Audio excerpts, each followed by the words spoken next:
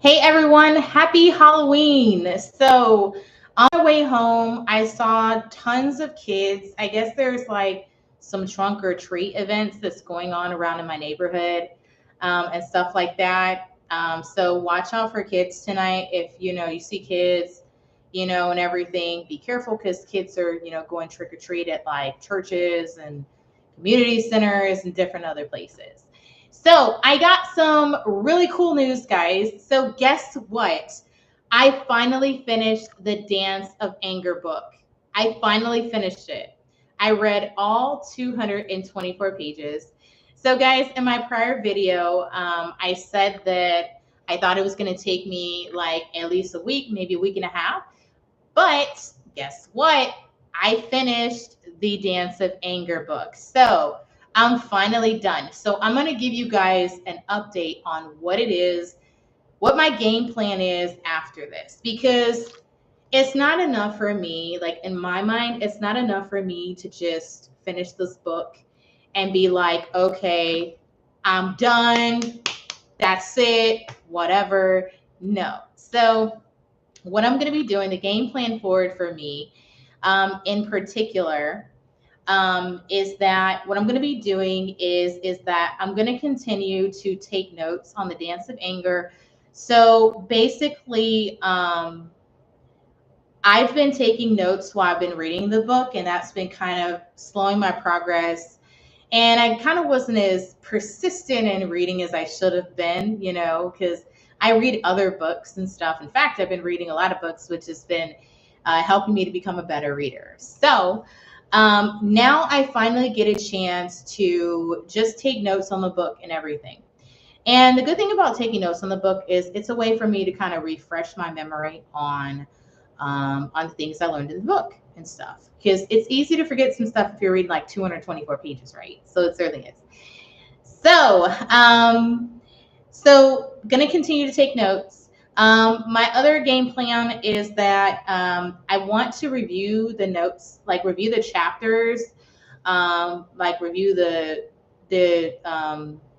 chapter notes that I take on the weekends. So basically, I'm just going to be reviewing my notes on the weekends for the different chapters and just kind of seeing if, like, some information resonates with me. Maybe seeing if I get any memories that pop up relating to any of the notes or anything like that. Um, but, I'm not, just wiping my hands of it or anything because I'm officially done with it. So I'm happy about that because I couldn't believe I got here.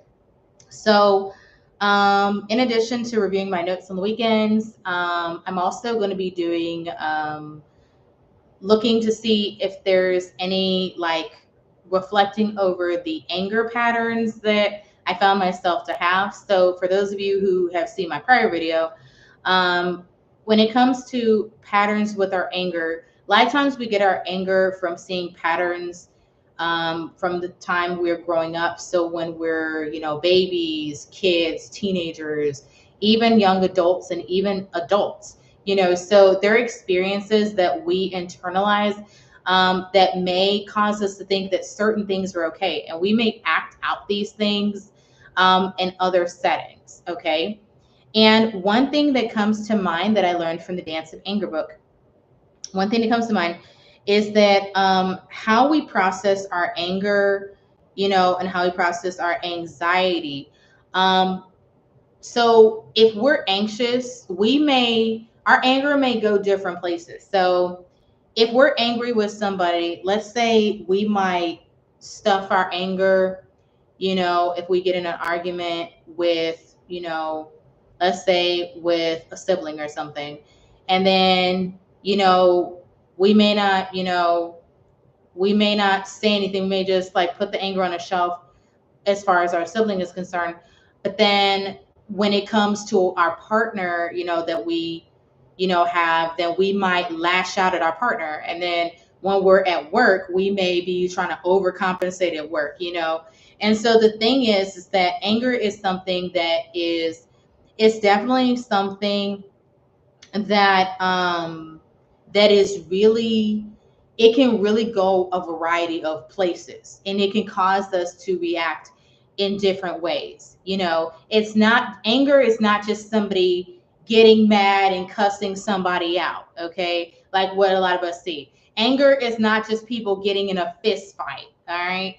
Anger is something that people express in different ways. Some people with their anger, they may withdraw when they're angry, okay? They may shut down when they're angry, okay? I don't know if any of you guys have experienced this. We might be talking to somebody and you're angry about something and you're trying to get your point across to them, and you may have a person who goes silent on you. They may sit there, not respond to you. They may leave the room. They may leave the house.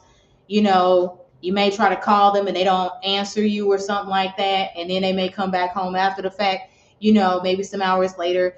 Everybody deals with their anger in a different way. Not all of us are really direct about how it is that we display our anger. And that's something that I've learned from this book, and that, our anger is not always going to be cussing somebody out. It's not always going to be, getting in a fight with somebody. It's not always going to be that. It all has a bearing on, how we were raised, what kind of experiences we had. And for some of us, anger may come, how we express our anger can have a lot to do with maybe what we've seen at school. A lot of us, I don't know if those of you who are watching or, grew up in the US. I'm currently in the US. And, when I was a kid, there was situations like, if you've gone through bullying, I mean, I've been bullied, and, bullying can take a toll on you. It can, you may not feel that you can express your anger. For some kids, they may just get into a fight. For other kids, they may try to, they may develop like a passive aggressive way, against that person who is bullying them. You know what I'm saying? And so, all of us express our emotions in a different way. One thing I did learn, and this is before I even started reading The Dance of Anger, is I learned that anger is really a secondary emotion. Most people think when you're angry, that's the main emotion. But the truth of the matter is, guys, is that when it comes to anger, it's secondary. We don't just get angry. Like, we don't just get mad.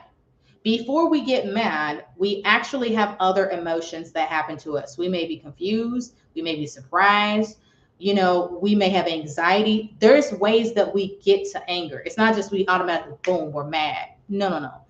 Anger, and this is what I learned, it's a secondary emotion.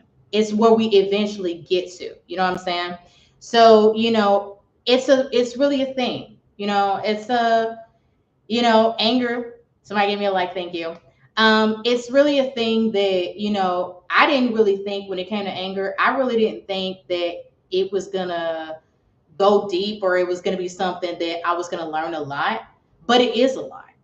It's really something where, like, once you start diving into your anger and stuff, you start learning about not only yourself, but you start learning about, things you saw as a kid. You start learning about, emotions start coming out of you and stuff like that. Not everybody's comfortable with that, though. You know what I'm saying? Anger is so much more than what I thought it was. You know what I'm saying? It's way more. There's a lot of things though, like when I was reading this book, like I was like, damn, that sound like me. Or I might be like, wow, it talks about like how we relate to people, all kinds of stuff. You know what I mean? So when it comes down to it, I've learned a ton of things. And, I have to say, like, I want to continue, this process of learning, about anger, because this is something like I even learned that one thing I learned from my book is that sometimes when it comes to anger, sometimes it's generational. So sometimes it can have things like it can travel through generations. Sometimes it's a thing where in our families, we may not have expressed, like there may be anger and anxiety that hasn't been expressed. Like if in your family, let's say, for example, let's say like there's a death in your family, or let's say somebody has a chronic illness or they like cancer or something like that, or people have gone through divorce or other kind of stuff. You know what I'm saying? There's really a lot of stuff, that may be repressed, you know what I mean, that may not be talked about in the family because, you know, nobody talks about it. You know, growing up in my family, people didn't really talk about their emotions. We just kind of kept it to ourselves. But one thing I'm learning in my other book that I'm reading, this is the new book, is I'm learning about how we connect to other people. So how we build connections and stuff like that as we grow up. Oh, so the book that I'm reading, that I just finished reading, is called The Dance of Anger by Harriet Lerner, a PhD. So this is a book. I bought this book twice. This book I got from a local Goodwill, but I think you can get it on like eBay or Amazon. And this is a book about like basically a women's guide to changing the patterns of intimate relationships, as far as their anger is concerned and stuff. And another thing I learned about anger as far as women is concerned, and this could also happen to men too. Sometimes when it comes to anger, it could be the situation. Let me see. Yeah, Goodwill, I agree, it is the best. It is pretty good when you get deals if they have like the books on sale and stuff like that. But what I was gonna say is like, you know, when it comes I lost the train of thought. When it comes to anger, pretty much like, you know, it's a thing that, oh, here's what I was gonna say. When it comes to anger, as far as women are concerned, what I can say is that as women, if we display our anger, one thing I learned about, and I feel like it rings true in this book, if we go and let's say if we're yelling at somebody and you're a woman and you going off or whatever and stuff, and you're around people gonna think you half-ass crazy if you're a woman going off. And one of the things that is discouraged with women is if we display anger. So in the book, they talk about how you have the nice lady. The nice lady is a woman who, you know what I'm saying, she doesn't express her anger. She tries to be nice about things, kind of tiptoe around stuff. And then you have the bitch essentially, right? So you have that woman where like she doesn't care. She's just going to express her anger and stuff like that. And really, there's no difference between the nice lady or the bitch. There's no difference between the two of them. You know what I'm saying? Because they both may harbor anger, but it's about how they express it, and how people view them. But the thing is, that's most important about anger when a woman's expressing it, you know what I'm saying, is that if a woman expresses anger, a man may look at her like she's a bitch. She's nagging, she's complaining, she's doing this, she's doing that. And the thing of it is, though, is that when a woman gets mad and she's expressing herself and she's angry, what she's doing is if she's blaming people, if she's yelling at them or whatever, what she's doing is she's doing what's called non-productive fighting. And that's basically where she's not expressing herself clearly in her anger. She's not expressing where she stands on things. She's not expressing her thoughts, her feelings, her emotions. She's not clearly doing that. She's kind of just letting the emotions just kind of come out. You know what I'm saying? And I did that. I was doing non-productive fighting where I was just going off and stuff like that. And when I got angry and stuff like that and stuff. And I understand that by me getting angry and stuff like that, that validated other people's position. And it made it where people will look at me like, oh, okay, well, she get mad. I ain't got to respect her because she's over here going off and she's over here acting like this. And for some people, they're relieved if you over here going off and you angry, because then they don't have to listen to you. They don't have to take you seriously. And so to me, I understand now that what I want to do with people is I want people to be able to listen to the things I'm saying, even if I'm frustrated. You know what I'm saying? And one of the things I learned is this about what you do with your anger? It ain't about just going off or whatever, because we can express our anger in different ways. We can use our anger, you know what I'm saying, to put it into projects. Like, for example, I had a situation at work where I was angry because there were some people at work, some managers that treated me with disrespect. So what did I do? I came home and I ended up sewing me a tote bag. It took me a couple of days, but I used that anger to make me a project. you know. So I actually used it to do something.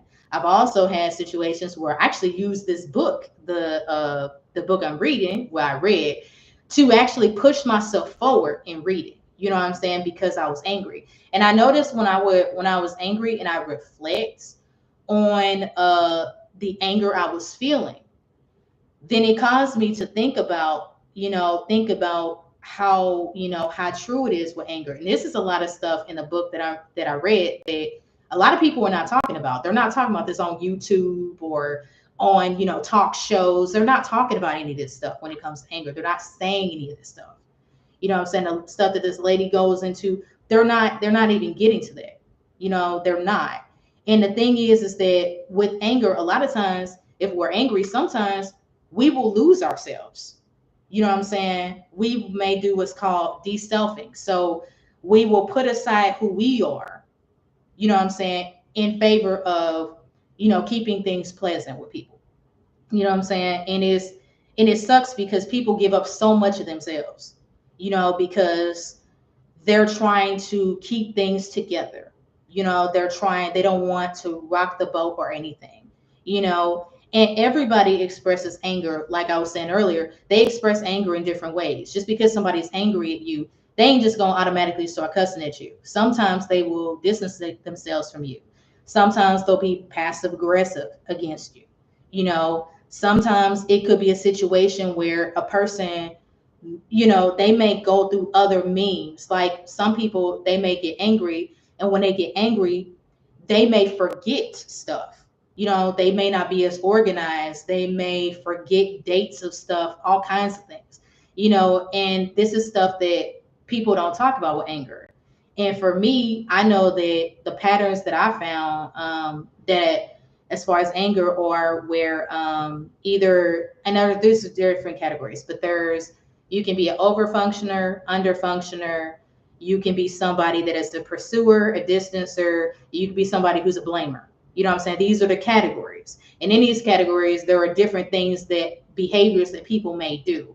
And where we get these things from is how we grew up, because how we saw people in our lives do stuff. And then we may take that and we may go and start, years down the line, do it to other people. You know what I'm saying? And we may not mean to it, but it's like an unconscious thing. Sometimes something could trigger us, and then we just, all of a sudden, that anger may come up, you know. And so it all depends, because people go through traumatic experiences. What's traumatic to one person may not be traumatic to another. I'm gonna be posting a video about one of the patterns that I discovered that I have, and it's about, I had a memory that came up from when I was a teenager, and it was something where I saw one of my parents behave in a certain way. And so what I didn't understand at the time when I saw that experience, I didn't know when I became an adult that I was going to replicate that pattern. And then I didn't know that one of my siblings was going to do the same thing to other people. So we may be walking around doing, we internalize these patterns and stuff, and we thinking, oh, it's cool I do that because somebody else did that. You know what I'm saying? But we don't know that these are patterns. And we don't know, like, when we argue with people, we may go through these same patterns. Now, another thing that's a pattern is, if you're angry, sometimes when we're angry, we might go into fix it mode, which is something I do, where I may go and try to fix something, fix a situation, make it better. That's another thing, that somebody can do with their anger. They might try to fix stuff, make it better. If somebody else is not able to do something, then, the person may jump in and fix it and all that. So it's a process. It's really a thing with anger. And and anger also has like, it's a dance, essentially, when it comes to people, because when we have disagreements with somebody, we may go through the same dance with this person, where, if they do this, we react to it in this other way. You know what I'm saying? So I didn't think that was a thing until I started reading this book, and I was like, wait a minute. some of these things are kind of coming true for what happened with me. Let me see what this person said. The cycle, we are all products of our environment, falling into the pattern 100%, a fixer myself. Yeah, and sometimes we fix stuff, sometimes we may fix a little bit too much, and I can tell you personally, like one thing I'm dealing with is, because I grew up doing this, because I kind of had to step in when I was a kid to try to fix situations and stuff like that. Even though I'm the youngest, I still had situations where I did. But sometimes fixing it may go a bit far because um, we may start trying to fix stuff for people at work. You know what I'm saying? Because when situations get tense and stuff like that, we may indeed do that. Like for example, at work, I've seen people that will get into it with each other on my team, and and wow, that's pretty cool. You're the youngest and a fixer, yeah. And I don't know, like in the book, they also talk about like, based off of your birth, like based off of what order you are in, like when you were born in your family, that can have an impact on like some of the things that you do, like how you relate to people, but being a fixer, and I think maybe as the youngest, we may go to fix stuff because we're trying to prove to everybody that we have worth. We're not just these spoiled kids or something. We actually have something to contribute. That could be part of it. What I was talking about with work is that, because I'm a person that does try to fix stuff, because I learned how to do this as a kid. So as an adult, when I get anxious and I see that there's a problem going on between people, I may try to go and play, a way for me to deal with the tension of seeing people disagree, like at work, is that I may try to help these people out. You know what I'm saying? So if I see they're not able to get some of their work done or something, I may jump in and try to fix it. Because I'm like, well, this may reflect bad on the team if we don't do this, we don't do that. You know what I'm saying? And what I'm learning to do now, thanks to the book, is I'm learning to kind of step back, let people do their thing.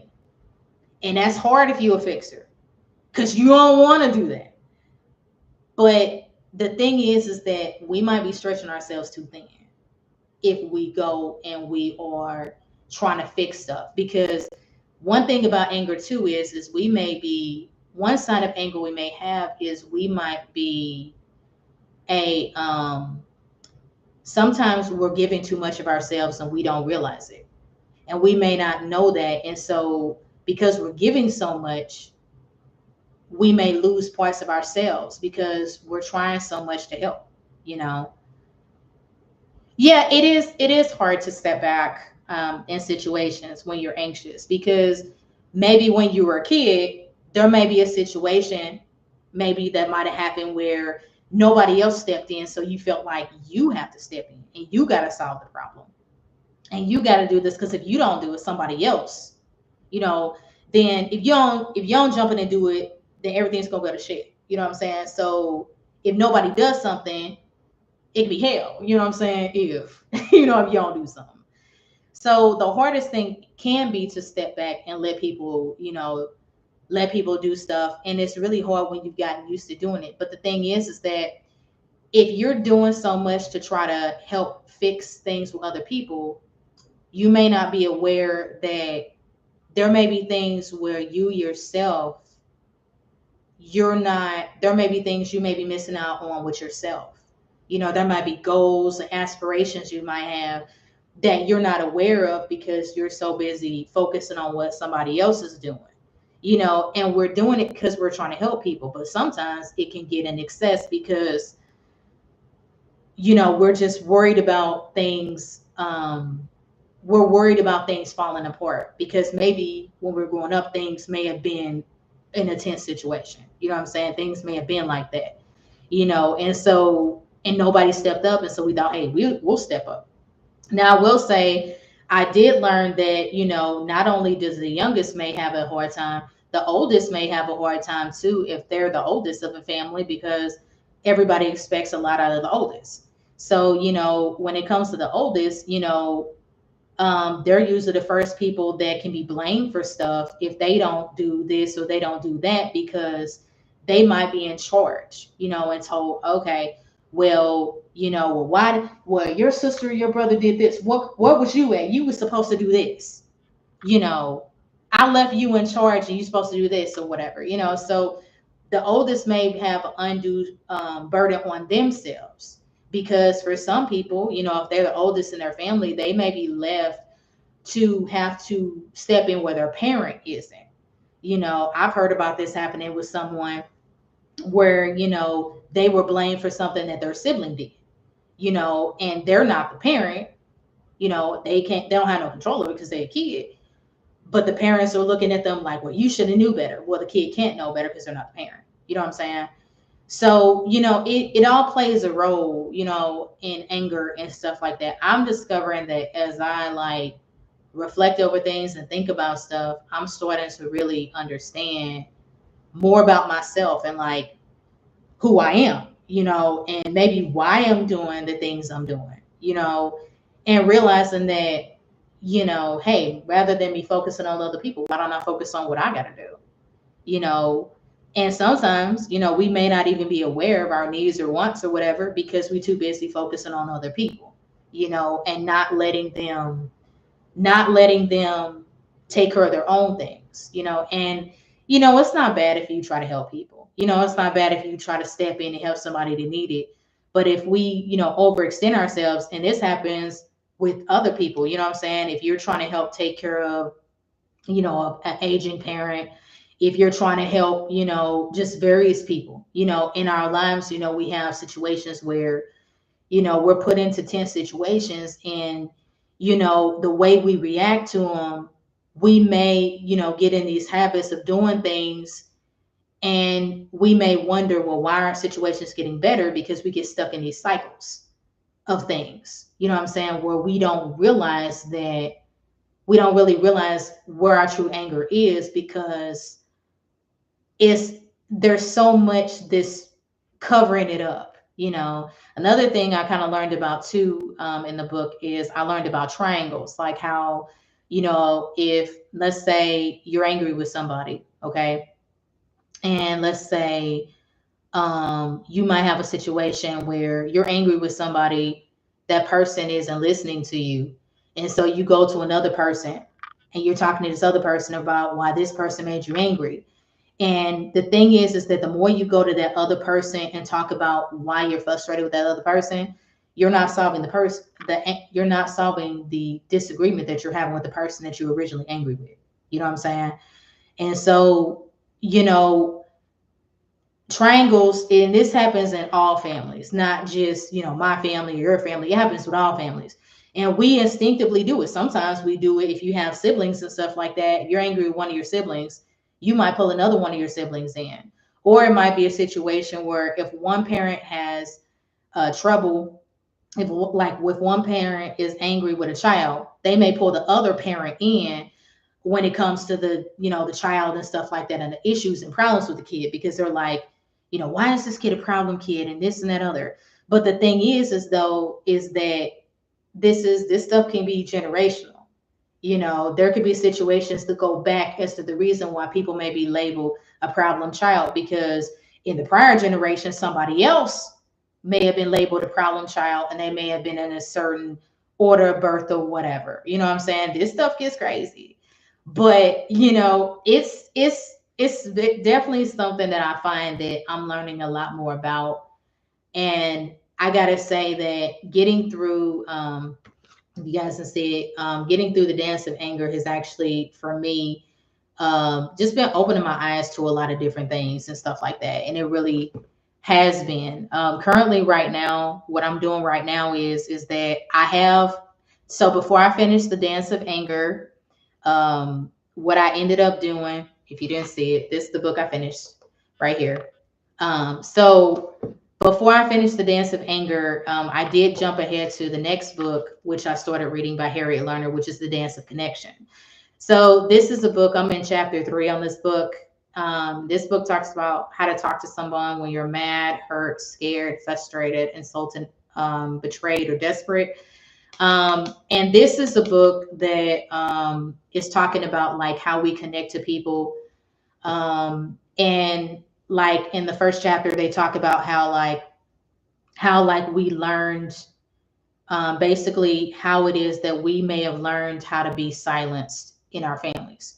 So how we may have learned not to talk about certain things, how we may have learned, in certain situations, don't say this, don't say that, how it may be in certain families where um, we may even learn like things like um, how to handle anxiety based off of like how our family, what I'm saying, learned about it, you know. And the thing is that we learn how to communicate, and it's not just communicate. We learn how to connect with people based off of our family situations first before we go out into, friendships or relationships or whatever.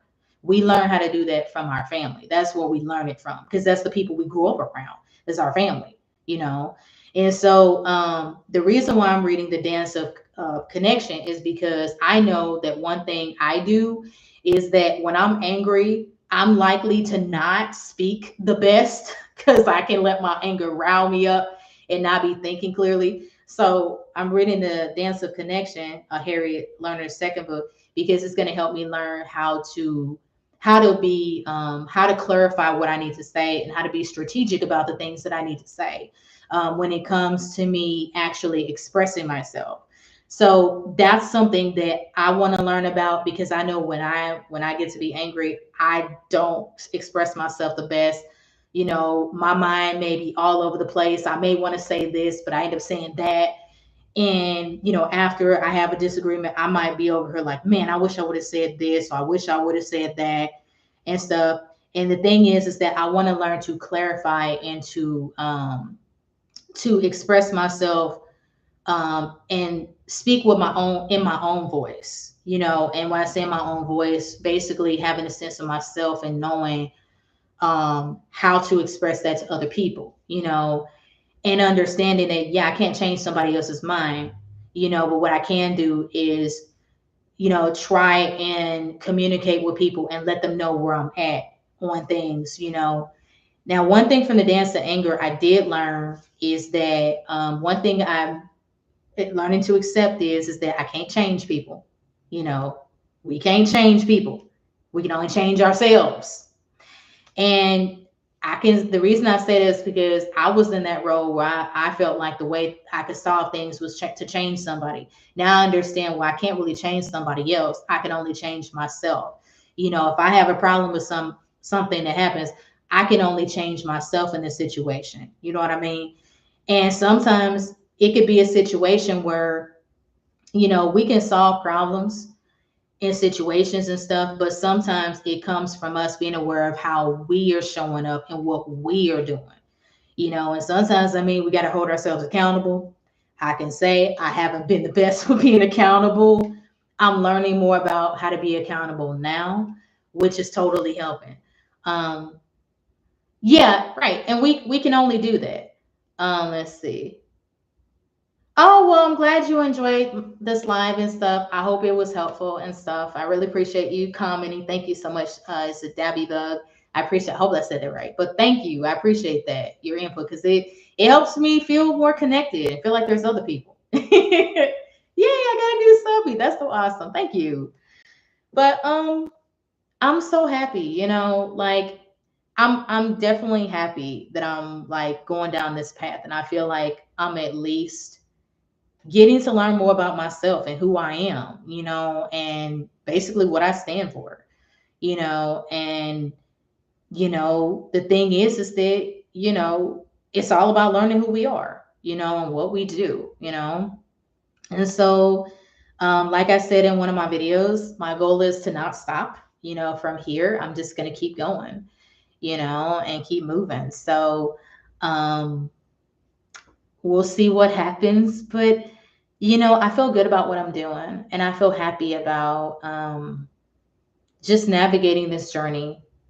And I feel like I'm on the path to the right thing. And um, I think I'll see where it takes me from here. And another thing too about, if you guys are trying to work on your anger, understand that you don't have to rush to work on your anger. The thing is if you really want to have lasting change, the way to do that is to take it one day at a time and don't rush yourself. Because if you rush to try to change yourself, you are not going to be able to do it. You're going to find yourself in the same situation that you was in before.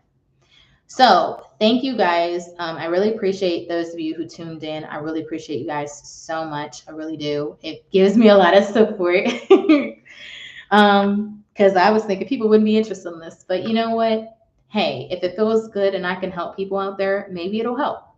And trust me, there's very few books that are out there that are like this that are going to provide information. And like I said here, like learning to work on your anger, it ain't easy.